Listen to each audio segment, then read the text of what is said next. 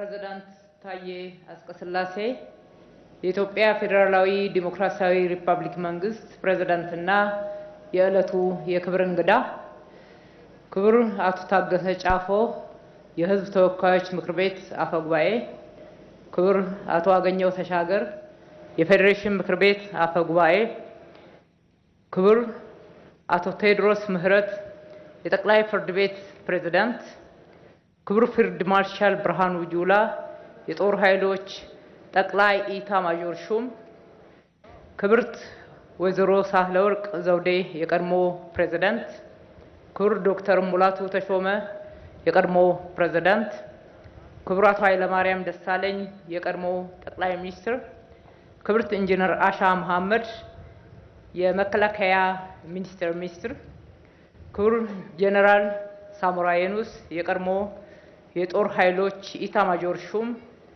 ክቡራን የአፍሪካና የወዳጅ ሀገራት የመከላከያ ሚኒስትሮችና ተወካዮች፣ ክቡራን ጀግኖች የመከላከያ ሰራዊታችን አመራሮችና አባላት፣ ክቡር የአፍሪካ ህብረት ተወካይ፣ ክቡር ልጅ ዳንኤል ጆቴ መስፍን የኢትዮጵያ ጥንታዊት አርበኞች ማህበር ፕሬዝዳንት፣ ክቡራን አባት አርበኞች፣ አምባሳደሮች፣ ዲፕሎማቲክ ማህበረሰብና እንዲሁም በዕለቱ ጥሪ የተደረገላችሁ እንግዶች፣ ውድ የአዲስ አበባ ከተማ ነዋሪዎች እንኳን ለ130ኛው የአድዋ ድል በዓል በሰላም አደረሰን አደረሳችሁ።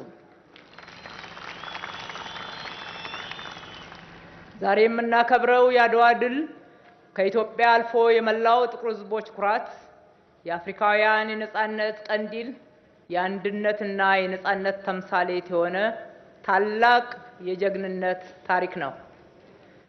ዛሬም ከአኩሪ ታሪክ ወደ ብሩህ አድማስ በሚል መሪ ቃል ስናከብረው ካለፈው የጀግንነት ታሪክ ተምረን ለነገው የሀገራችን ብልጽግና ቃል በመግባት ነው። ክቡር ፕሬዝዳንት፣ ክቡራን እንግዶች፣ የአድዋ ድል ያስተማረን ትልቁ ቁም ነገር ኢትዮጵያውያን በውስጣዊ ጉዳዮቻችን ምንም እንኳን የተለያዩ ልዩነቶች ቢኖሩንም በሀገር ሉዓላዊነትና በብሔራዊ ክብር ሳንለያይ በጋራ ልንቆም እንደሚገባ ነው። የአድዋ ጀግኖች ልዩነቶቻቸውን እንዲሁም ቅሬታዎቻቸውን ወደ ጎን ትተው በአንድነት ሆነው በደምና በአጥንታቸው ኢትዮጵያን የማትደፈር ሀገር አድርገው አጽንተው አቁመዋታል። በዚህም ክብር አስረክበውናል። ዛሬም እኛ የዚህ ዘመን ትውልድ በተለይም ወጣቱ ይህንን የጀግንነት መንፈስ ተላብሶ ልዩነቱን በሰለጠነ መንገድ በውይይት እየፈታ ለብሔራዊ ጥቅምና ለሀገር ክብር በጋራ ዘብ የመቆም ታሪካዊ ኃላፊነት እንዳለበት በማስተዋል ይገባል። ዛሬ የሚጠበቅብን ከጦር ጀግንነት ባሻገር ወደ ልማት አርበኝነት እየተደረገ ባለው ጉዞ የኢትዮጵያን ብልጽግና ማረጋገጥ ነው። ጀግንነት በጦር ሜዳ ወራሪን ማሸነፍ ብቻ አይደለም። ዛሬም ጀግንነት ማለት ድህነትን፣ ኋላቀርነትና መከፋፈልን በጀግንነት ማሸነፍን ያካትታል። የአድዋ ጀግኖች በክቡር መስዋዕትነት ሀገር እንዳስከበሩ ሁሉ እኛም የሀገራችንን ሉዓላዊነት ከየትኛውም ትንኮሳ ተከላክለን በጽናት በላባችን በእውቀታችን የሀገራችንን ብልጽግና ማረጋገጥ ይጠበቅብናል።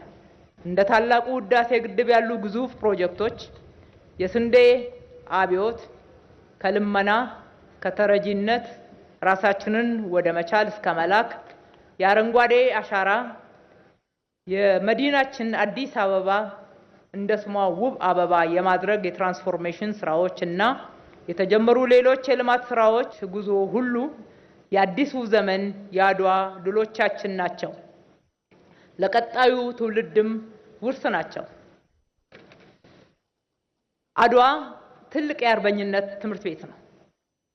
ከዚህ ሕያው ትምህርት ቤት ተምረን በራሳችን ጥረት ለዓለም ተሞክሮ የሚሆኑ ተጨባጭ ስራዎችን መስራት እንችላለን።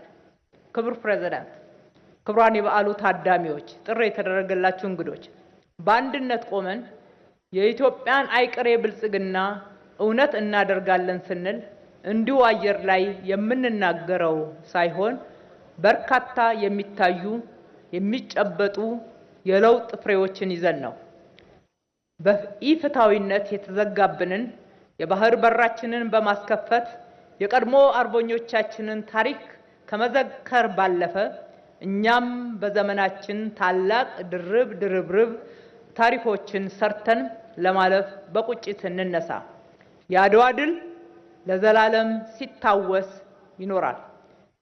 ኢትዮጵያ በጀግኖች ልጆቿ ክቡር መስዋዕትነት ለዘላለም ታፍራና ተከብራ ትኑር። ፈጣሪ ኢትዮጵያና ሕዝቦቿን ይባርክ። መልካም በዓል። አመሰግናለሁ።